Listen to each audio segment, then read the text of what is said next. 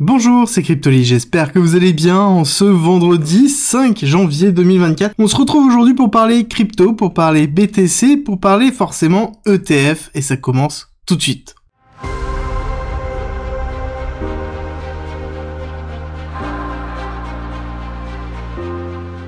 Aujourd'hui est censé être un grand jour, en tout cas c'est ce qu'on commence à nous dévoiler petit à petit.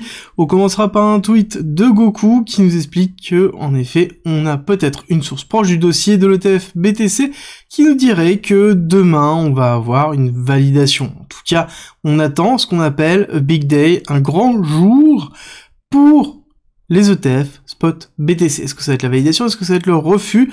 En tout cas, c'est ce que la journaliste Jacqueline Minelec nous dit, et plusieurs autres sources commencent à nous dire qu'en effet, on devrait avoir, en ce vendredi, une réponse, ou en tout cas des éléments suffisants pour pouvoir déterminer si oui ou non on aura une réponse. Bon, on va pas se leurrer, ça n'empêche que ça fait déjà depuis le début de la semaine, depuis le début de l'année, voire même la fin de l'année précédente, où on nous dit que ça va être demain, que c'est sur le fil du hasard, que c'est bientôt, et on commence à avoir de plus en plus d'analystes qui nous disent que oui, ça va être tout de suite, non, ça va pas être tout de suite, etc., etc. Ça importe assez peu, somme toute. Dans tous les cas, ce qui est sûr et certain, c'est que on essaie de créer de la volatilité. Le fait d'avoir cet afflux de nouvelles crée de l'incertitude, crée de l'engouement, et derrière va créer de la volatilité, peu importe la typologie de réponse que l'on aura. En tout cas, ce qui est sûr aussi, c'est que on a une pression qui est très forte sur la SEC, mais est-ce que cette pression entraînera la validation forcément ? Ça, c'est encore une grande question. Comme d'habitude, on a des analystes qui sont pour, des analystes qui sont contre. Ce qui est sûr et certain, c'est que ça se rapproche. Ça se rapproche tellement que lorsqu'on a eu la cassure baissière, déjà, du début de semaine, on a eu le retour de Buy the Dip, qui était absolument partout. Et ce qui est très intéressant, parce que justement, c'est une typologie que l'on a lorsque l'on a une préparation d'un sell-off. Donc, encore une fois, on fait très attention à cette typologie, à cette titrologie, et à l'ensemble des articles, quitte à prendre un petit peu de recul par rapport à tout ce qui est en train de se passer. Surtout que à côté on a d'autres analystes. Alors j'aime bien parce que on a Raoul Pal, ancien cadre de Goldman Sachs.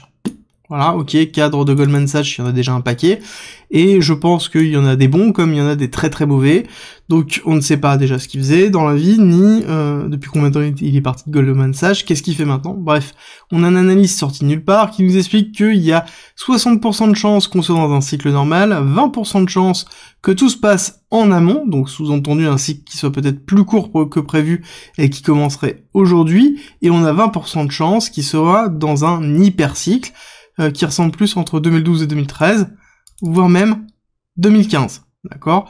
Donc, à voir si oui ou non. Bref, dans tous les cas, la personne qui est en analyse, pour moi, reste quand même relativement...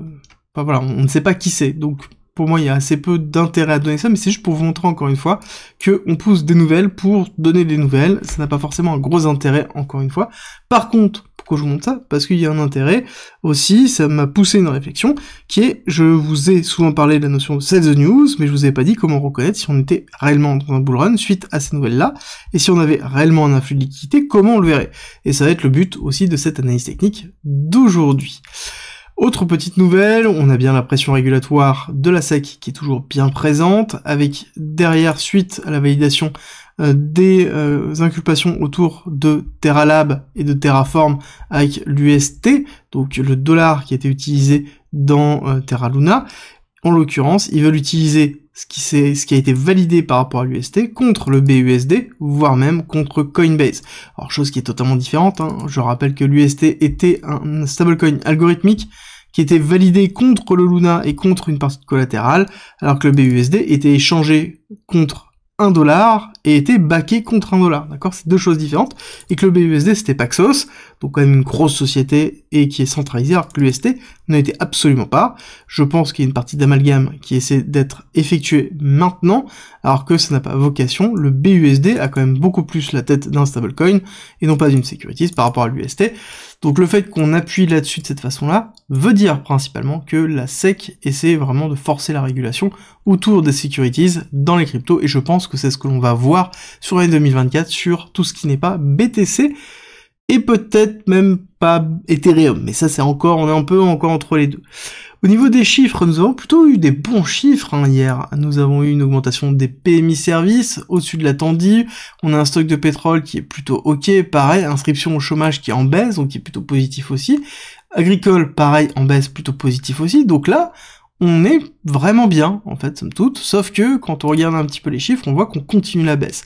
Très intéressant, hier, on a eu donc une cassure baissière, mais on n'a pas clôturé en dessous du plus bas, chose qui aurait dû être le cas si on entamait vraiment une cassure baissière, et journée d'aujourd'hui, où on est quand même dans déjà pas mal de volatilité, alors que le marché US n'est pas encore ouvert, d'accord? On a eu une grosse mèche d'ouverture d'accélération, a été ravalée, et on casse baissier. Si on a cette clôture baissière au-dessous de ce niveau-là, on aura une indication pour aller chercher, pour moi, la target suivante, qui est 4600, dans lequel on a une grosse zone de support. On retrouve ici ce premier top, ce second top qui a été effectué, dans lequel on ira certainement toucher, pour ensuite se structurer soit à la hausse, soit faire une petite encartade pour aller toucher ce niveau de Fibonacci, pour ensuite repartir. Ça, on verra au fur et à mesure, mais en tout cas, pour moi, on reste dans une tendance baissière court terme, ce qui se valide aussi chez le Nasdaq, hein.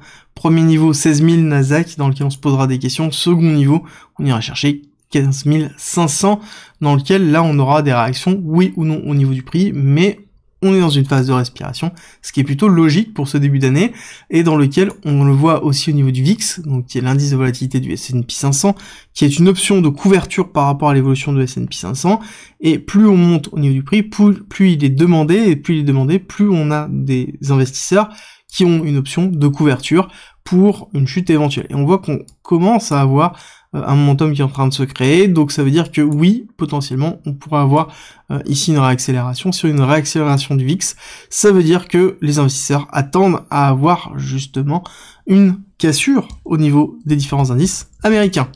Côté BTC, alors on a eu une réaccélération haussière, on va le regarder tout à l'heure en court time frame, mais ça va être intéressant déjà de revenir sur cette notion d'hypercycle. Admettons, on arrive sur une validation des ETF BTC. Cette validation entraîne un apport de liquidité qui est beaucoup plus conséquent, qu'on n'a pas cette notion de sell the news, ou en tout cas très court terme, et qu'on entame tout de suite dès mi-janvier, dès début janvier en fait, un super cycle.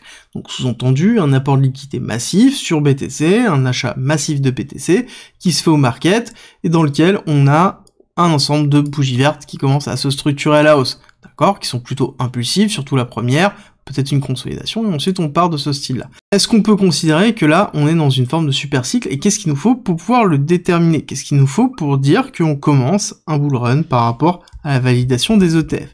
Déjà, première chose, c'est qu'il va falloir avoir du volume, et de l'impulsion et du momentum. Ça veut dire qu'on veut voir ce que l'on a vu ici continuellement, d'accord? C'est quelque chose qui va s'effectuer de ce style-là. Rappelez-vous ce que l'on a vu dans cette partie-là ou dans cette partie-là. C'est exactement ce que l'on souhaite avoir, d'accord, sur le précédent cycle, 2020-2021, c'est ce que l'on a vu, et c'est ce que l'on souhaite. On souhaite voir des bougies qui font 7, 8, 9% sur plusieurs semaines d'affilée avant d'avoir une respiration, pour ensuite repartir sur un ensemble de bougies qui réaccélèrent, et on veut casser dans tous les cas la TH. Tant qu'on ne casse pas la TH, tant qu'on n'a pas en fait ce momentum haussier, on n'est pas dans une phase de bull run et d'injection de liquidité. Alors c'est là où l'injection de liquidité est très importante. Terme-là, c'est pas pour rien, c'est parce que on va vouloir avoir de la liquidité qui rentre. Hop, donc pour la liquidité qui rentre, c'est plusieurs facteurs. Un, le montant de stablecoin qui repart. Quand on prend un petit peu de recul, ici on est en weekly, on voit que ça c'était le niveau top bull run sur 2022 avant la chute de Terra Luna, d'accord, on a eu bien la cassure de Terra Luna effective, et ici on aurait la réaccélération, donc on voit qu'on est vraiment sur une phase de début. D'accord? On est quand même relativement loin des plateaux des 147 milliards. Donc on doit réaccélérer, on doit avoir une injection de liquidité au niveau de la liquidité, et on doit avoir à côté une corrélation entre cette injection de liquidité, qui est l'ensemble des stablecoins, divisé par Ethereum et BTC, on pourrait mettre même Total Market Cap, je pense que j'ai en dessous, voilà, Total Market Cap, dans lequel on aurait une valorisation, donc quelque chose qui pousserait à la hausse, sous-entendu on a plus de liquidité que de valorisation du cours, et donc on aurait un symptôme qui ressemblerait potentiellement à ce que l'on a pu connaître durant cette phase-là, d'accord? ajout de liquidité, distillation de cette liquidité dans les différents actifs, ajout de liquidité, distillation de la liquidité dans les différents actifs. C'est ce que l'on souhaite voir pour avoir un cours qui pousse. Donc pour moi, c'est vraiment deux vecteurs.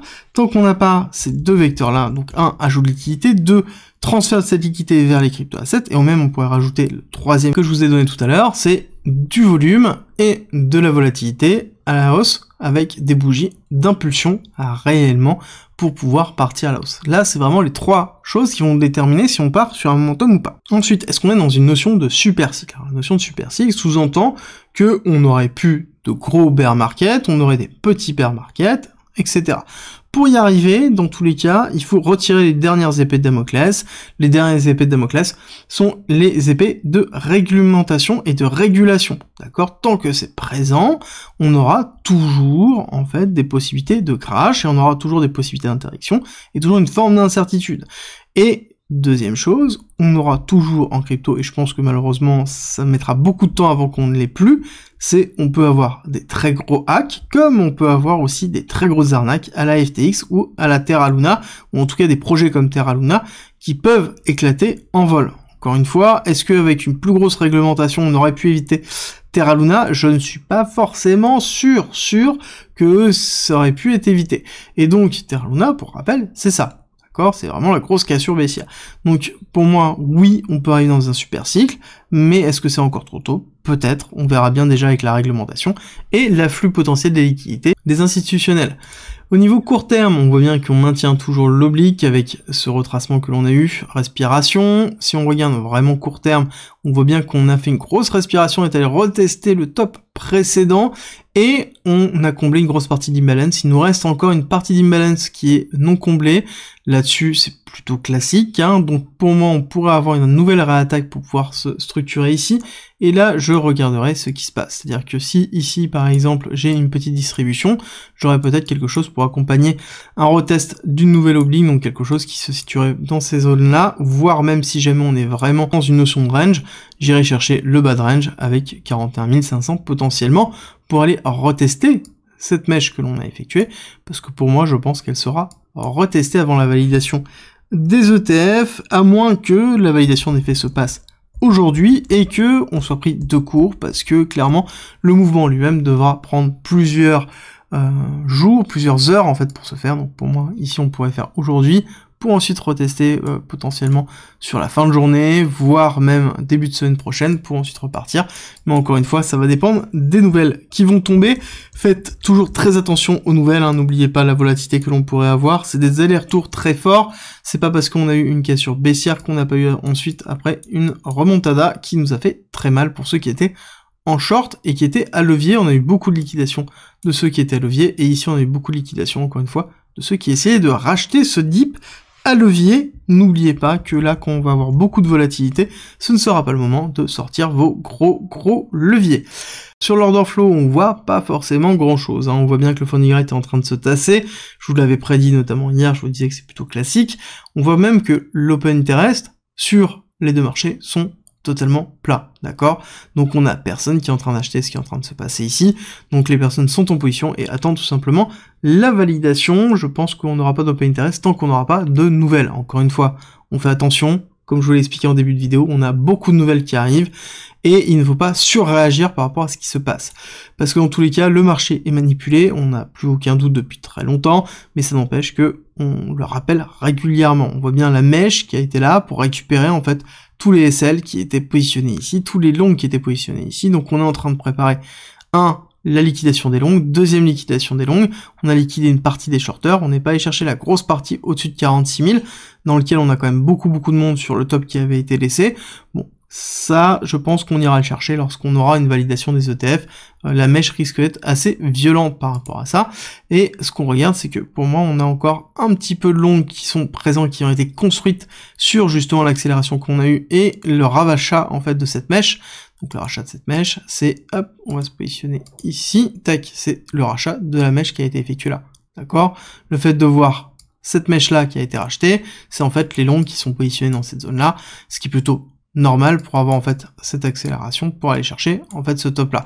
Donc là c'est exactement ce qu'on est en train de jouer, à voir si on a assez rapidement la cassure baissière ou si on pousse tout simplement directement to the moon avec des nouvelles qui nous amènent justement potentiellement dans un super cycle et qu'on n'a pas de sell the news, bien que ça reste toujours mon scénario privilégié parce que on va pas se cacher que ça a quand même l'odeur, ça a le goût, ça y ressemble, on a déjà vu ça de nombreuses fois, pourquoi ce serait différent encore une fois?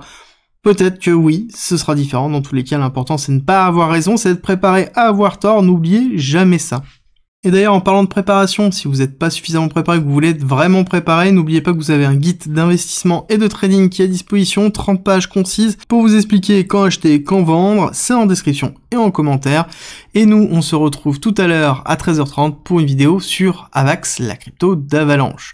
Avant de partir, n'oubliez pas de me laisser un petit like et un commentaire, ça soutient la chaîne et surtout ça me fait plaisir. Et je vous dis à tout à l'heure.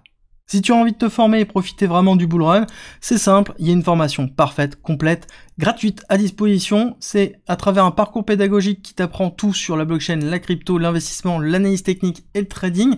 Tout ça gratuitement, en commentaire et en description. Tu as des exercices, des QCM, des modules, des vidéos, des guides, tout pour pouvoir t'accompagner dans ta progression.